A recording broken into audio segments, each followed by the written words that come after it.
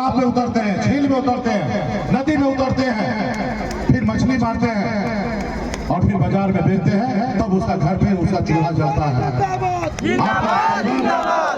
कितने कष्ट भरी जिंदगी जीता है। क्या आप चाहते हैं कि आपके आने वाला पीढ़ी ऐसे कष्ट भरी जिंदगी जिए? लोग कहते हैं मरने के बाद स्वर्ग मिलता है या नर्क मिलता है। साथियों, मरने के बाद स्वर्ग नर्क मिलता है ये मुझे नहीं पता है।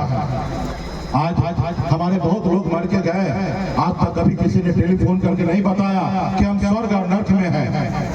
इसी धरती पे स्वर्ग और नर्क है। अगर आप अमीर हैं तो मान लीजिए आप स्वर्ग में बैठे हैं, और अगर गरीब हैं तो मान लीजिए आप नर्क में हैं। तो आपको इस नर्क से कैसे बाहर निकलिएगा? ये देश आपका है और इस देश में निकलने के लिए बाबा साहब ने आपको वोट गिराने का शक्ति दिया है। सिर्फ जरूरी है अपने वोट को सही से इस्तेमाल करना। आज बताइए ना, आज जो मैं लड़ाई लड़ा 75 साल के बाद निषाद को आरक्षण चाहिए, जबकि बंगाल में, दिल्ली में है, बिहार में नहीं है। इसका दोषी कौन? इसका दोषी जो पहले सरकार में था या आज जो सरकार में दिल्ली में बैठे हैं वो दोषी है।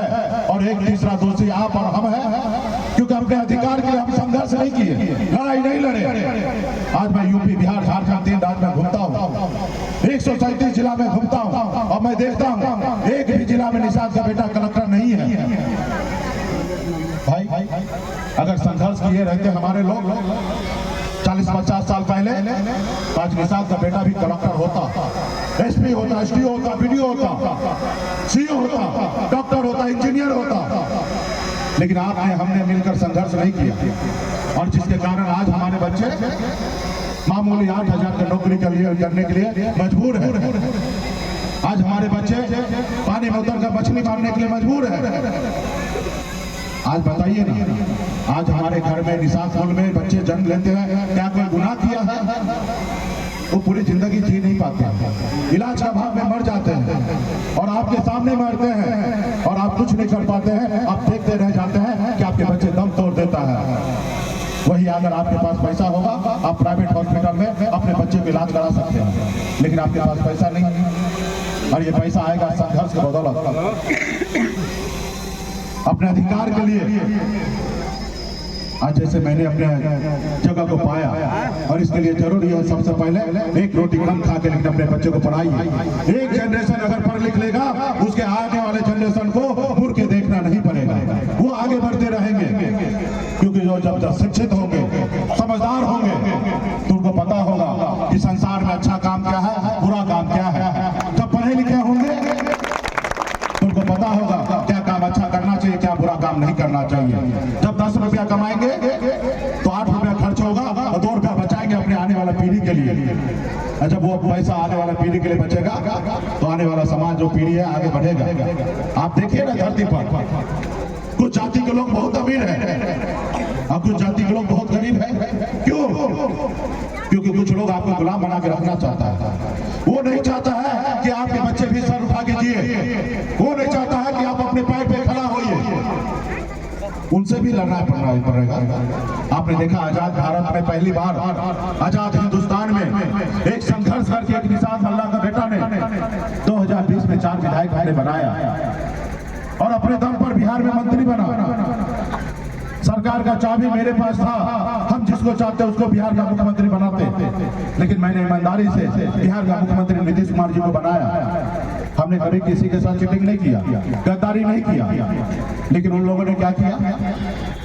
समाजवादी विचारधारा वाले लोगों ने वो देखा मुकेश सहनी मंत्री बन गया है, मुख्यमंत्री बनाया है, ये सोया हुआ समाज को जगा दिया है, कल ये अपना अधिकार मांगेगा। इस समाज को गुलाम बना के रखना है, इस समाज को आवाज को बंद करो। और उन्होंने क्या किया? हमारे विधायक को खरीद लिया, हमें सरकार से बाहर कर दिया। क्यों? क्योंकि मैं आपके लिए लड़ाई लड़ रहा था, आपके लिए संघर्ष कर रहा था, और वो नहीं चाहता है कि आप अपने पैर पे खड़ा होइए। तो साथियों, ये निर्णय आपको लेना है कि आप गुलाम थे, आज हैं। आपको याद है, आपको सोचना है कि आपके आने वाला पीढ़ी गुलामी की जंजीर कैसे तोड़ेगा, आप कैसे गुलामी से बाहर निकलिएगा, ये आपको सोचना पड़ेगा और इसके लिए संकल्प लेना पड़ेगा। कि हम अपने वोट को नहीं बेचेंगे।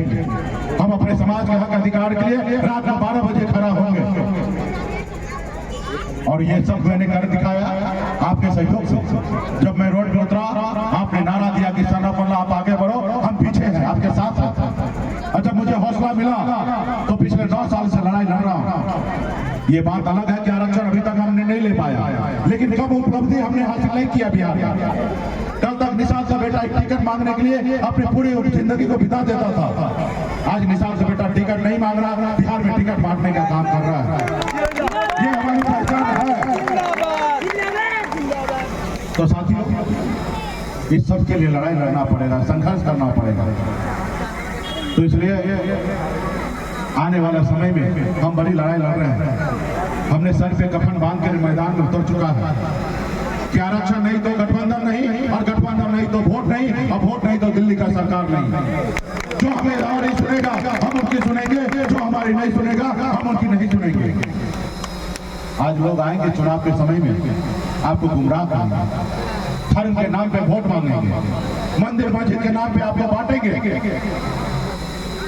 अब बताइए ना कैसा सरकार है भाई आप देश का प्रधानमंत्री का क्या काम है, राज्य का मुख्यमंत्री का क्या काम है?